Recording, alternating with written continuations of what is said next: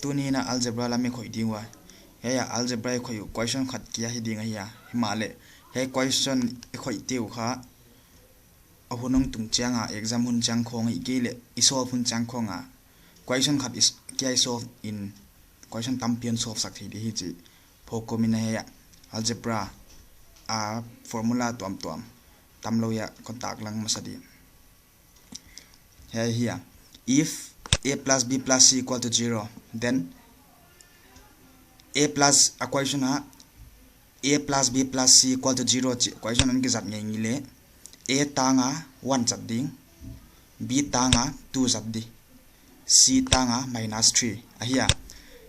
a tanga 1 zangin b tanga 2 zang ding c tanga minus 3 zang le chin answer 0 hi be de hi uchim abangina a plus b plus c equal to 1 on ke chi ngai le a kha 1/3 zat ding b kha 1/3 zat ding c kha 1/3 hi le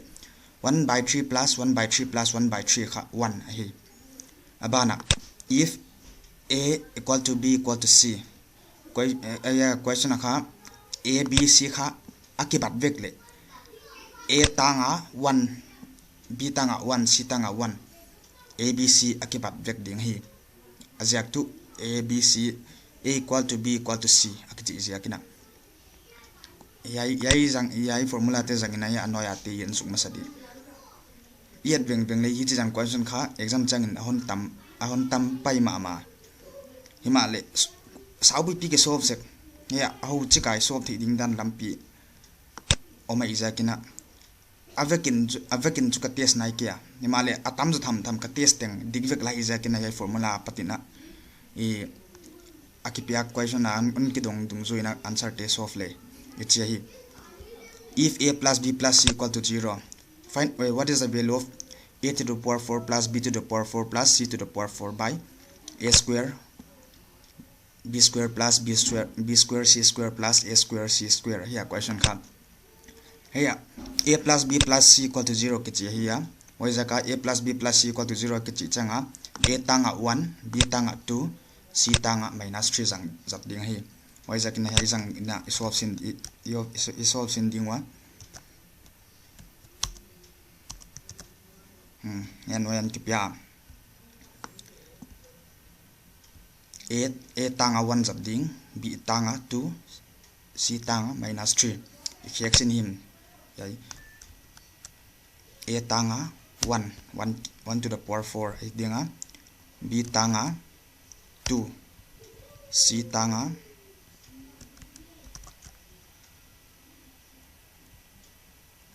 minus 3 di hiya uchima bangna ya noi lama tele a tangina 1 zangin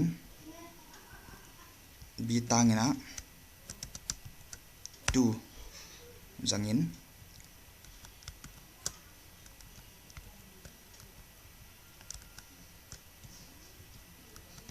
ngak zwa dia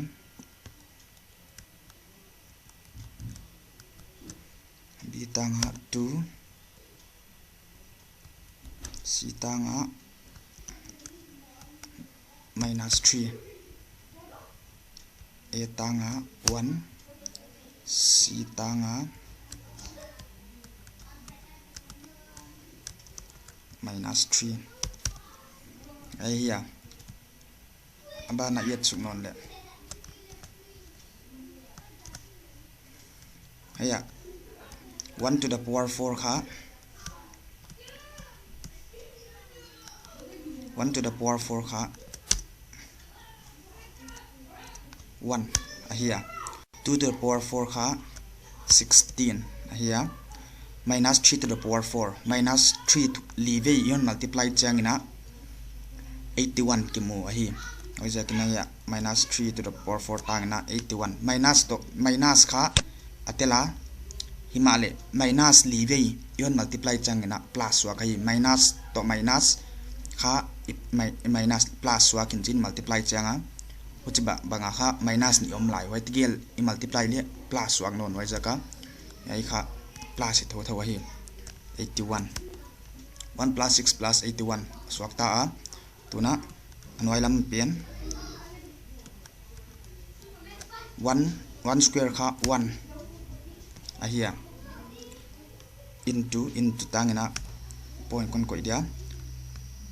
2 square kha 4 2 square kha 4 multiplied by yaile minus la ya square ni chi na ya we jakina minus kha ni ve multiply le plus swak plus ve hi 3 square kha 9 1 square kha 1 multiplied by 3 square kha 9 point pen kha confuse lo ding multiply chi na hi 1.9 Halloween 1 multiplied by 9 da na hi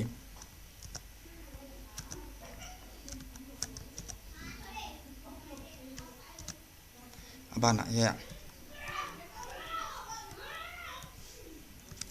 1 to 16 to 81 i plus le 98 aswaka chema bangina anwai lama 4 yai etigel 1 to 4 i multiply le 4 tunga hiya 4 to 9 i multiply le 36 atunga 1 to 9 i multiply non le 9 ma tung hi yai ya hiya jakina abana ile sub non dia 98 multiplied by 4 plus 36 plus 9 anwai lam tegel anwai lam tengthum yai 9 36 to 4 i plus le 49 ki mo hiya 4 yai tegel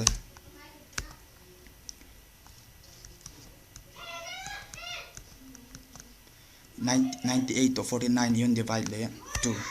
hi answer hi answer ichi dan de wina question tom leng pai dia himale question nya ya on kipyak dan dung ju hin a plus b plus c equal to 0 akchi hudom ding wa changa a tanga 1 b tanga 2 c tanga minus 3 zat ding a plus b plus 1 a plus b plus c equal to 1 ki chile a b c tanga 1 by 3 ngan zat di a equal to b equal to c ki chile a b c tanga 1 zat di 1 na adik ke le 2 zat le poi lo ding hi non changin question down ki upload on ding pa ke